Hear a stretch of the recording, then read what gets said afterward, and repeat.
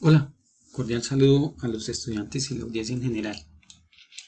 Continuando con la secuencia de videos cortos para el estudio y manejo de la disnea con énfasis en la insuficiencia cardíaca, vamos ahora a revisar lo concerniente a la fisiopatología.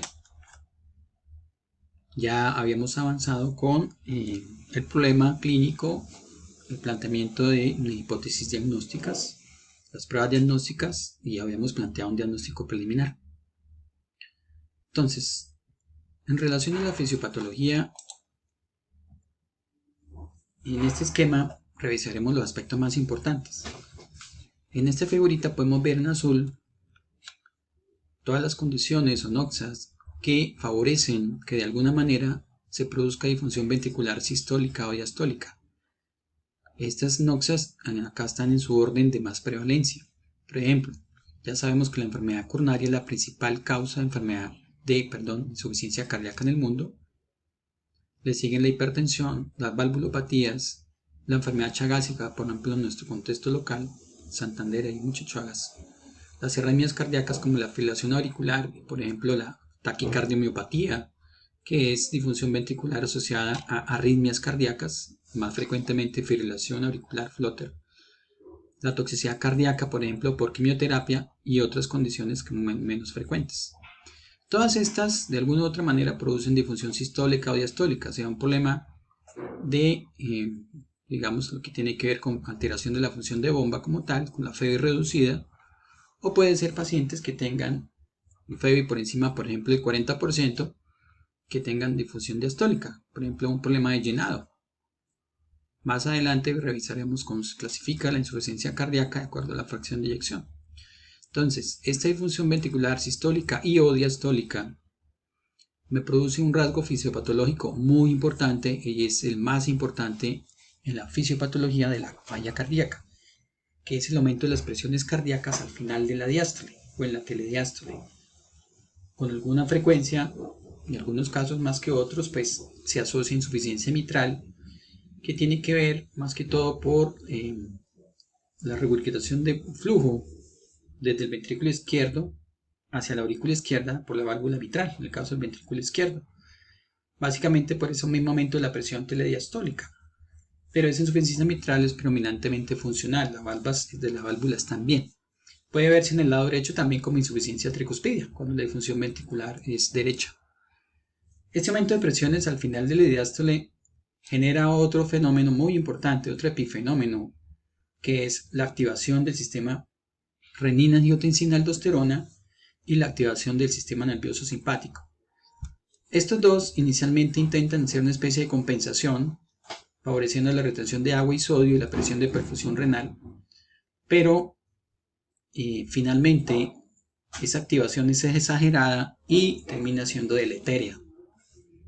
Como contraparte, esa activación neurohormonal del sistema nervioso simpático y el sistema renina-angiotensina-aldosterona viene la activación de los péptidos natriuréticos, que se liberan básicamente por el aumento de presiones sobre la aurícula y el ventrículo izquierdos, e intentan liberar unas moléculas que favorecen la natriuresis.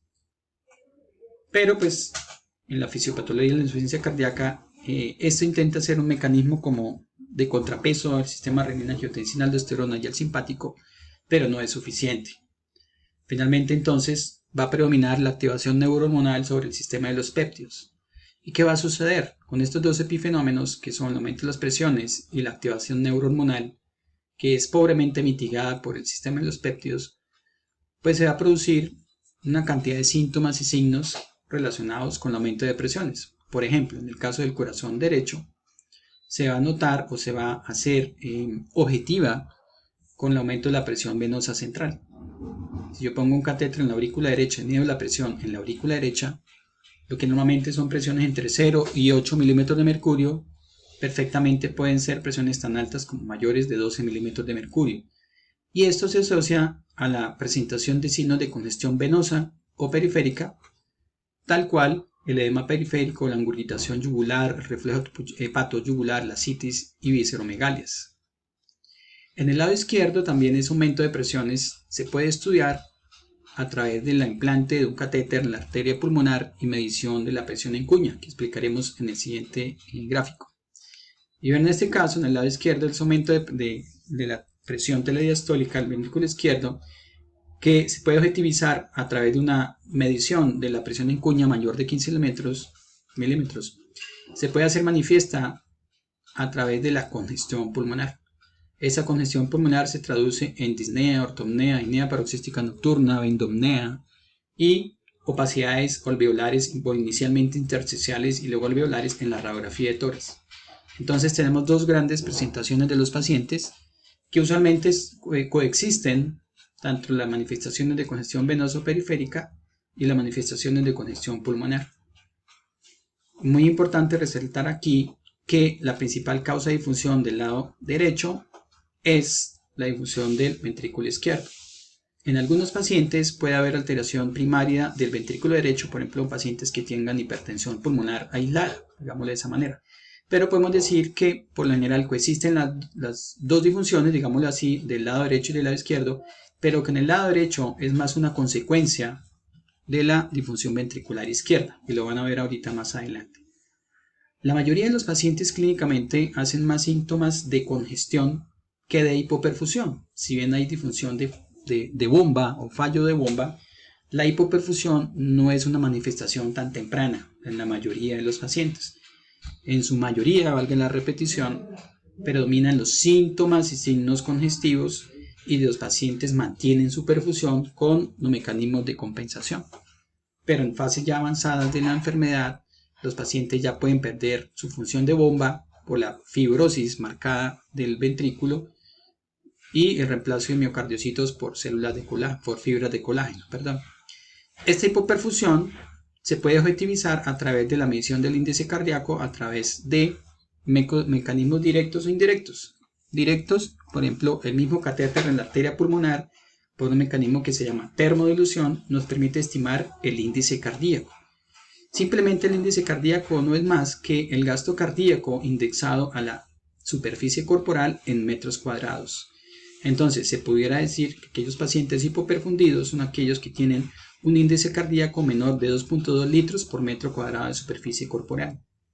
Entonces, tenemos acá que esas manifestaciones de congestión y hipoperfusión que las sospechamos por las manifestaciones clínicas pueden ser objetivizadas a través de mediciones en el lado derecho, un catéter en la aurícula derecha con la medición de la PVC que nos explica la congestión periférica y la medición de la presión en cuña en la arteria pulmonar que nos va a explicar la congestión pulmonar. Asimismo, la hipoperfusión se puede determinar a partir de un índice cardíaco por debajo de 2.2. En la práctica clínica no necesitamos invadir los pacientes para medir estas presiones y tampoco para calcular el índice cardíaco. Ya sabemos que aquellos pacientes que si tienen estas manifestaciones clínicas, por ejemplo francas o manifiestas, por ejemplo la congestión venosa, ya sabemos o podemos intuir que la presión venosa está elevada, probablemente por encima de 12, y en el caso de los que tengan congestión pulmonar, probablemente la cuña está por encima de 15. Y aquellos que adicionalmente a la congestión tienen hipoperfusión, probablemente tendrán un índice cardíaco menor de 2.2.